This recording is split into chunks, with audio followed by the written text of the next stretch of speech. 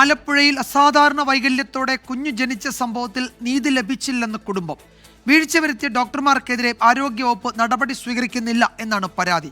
കുഞ്ഞിന്റെ ആരോഗ്യനില ഗുരുതരമായി തുടരുകയാണ്. കഴിഞ്ഞ നവംബർ 8-നാണ് അസാധാരണ വൈകല്യങ്ങളോടെ അനീഷ് സുറുമി ദമ്പതികൾക്ക് കുഞ്ഞു പിറന്നത്. സ്കാനിംഗ് അടക്കമുള്ള പരിശോധനയിൽ കുഞ്ഞിന്റെ വൈകല്യം കണ്ടെത്താൻ സാധിച്ചിരുന്നില്ല. ഇതിനെതിരെ കുടുംബം നൽകിയ പരാതിയിൽ കുഞ്ഞിന്റെ അമ്മയെ പരിചരിച്ച ആലപ്പുഴ കടപ്പുറം വനിതാ ശിശു ആശുപത്രിയിലെ ഡോക്ടർമാരായ ഷേർലി, പുഷ്പ എന്നിവർക്കെതിരെയും സ്കാനിംഗ് സെന്ററിലെ 2 റേഡിയോളജിസ്റ്റുമാർക്കെതിരെയും പോലീസ് കേസെടുത്തിരുന്നു. കുടുംബത്തിന്റെ പരാതിയിൽ ആരോഗ്യവകുപ്പ് നടത്തിയ അന്വേഷണത്തിൽ ഡോക്ടർമാർക്ക് വീഴ്ച സംഭവിച്ചതായി കണ്ടെത്തി. ഇതു സംബന്ധിച്ച റിപ്പോർട്ട് പുറത്തു വന്നിട്ടും ഡോക്ടേഴ്സിനെതിരെ ഒരു നടപടിയുമില്ലെന്ന് കുടുംബം ആരോപിക്കുന്നു.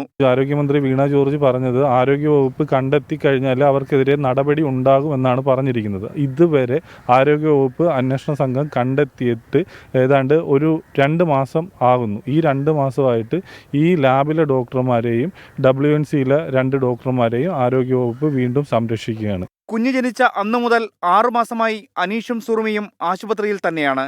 കുഞ്ഞിന്റെ നില ഗുരുതരമായി തന്നെ തുടരുകയാണ്. സർക്കാർ സൗജന്യ ചികിത്സ പ്രഖ്യാപിച്ചെങ്കിലും ദൈനംദിന ചിലവുകൾക്കായി കുടുംബം നന്നേ ബുദ്ധിമുട്ടുകയാണ്. എപ്പോൾ വേണമെങ്കിലും എന്തും സംഭവിക്കാം.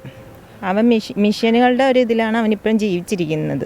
മാനസികാവസ്ഥ വളരെ ബുദ്ധിമുട്ട്, അത് കണ്ടുകൊണ്ടിരിക്കുന്നത് ഒരു ബുദ്ധിമുട്ടാണ്. പിന്നെ ആശുപത്രി തന്നെ ആയതുകൊണ്ട് അതൊരു ബുദ്ധിമുട്ടാണ്. വേറെ 2 മക്കളുണ്ട്, അവരുടെ അടുത്ത് നിൽക്കാൻ അവരുടെ കാര്യങ്ങളൊന്നും ചെയ്യാൻ പറ്റുന്നില്ല. നിലവിൽ വണ്ടാനം മെഡിക്കൽ കോളേജിലാണ് കുഞ്ഞ് ചികിത്സയിലുള്ളത്. ആശുപത്രിയിൽ നിന്നും കുഞ്ഞിനെ വീട്ടിലേക്ക് മാറ്റി അവിടെ ചികിത്സാ സംവിധാനം ഒരുക്കണമെന്നാണ് കുടുംബത്തിന്റെ ആവശ്യം. 24 ആലപ്പുഴ.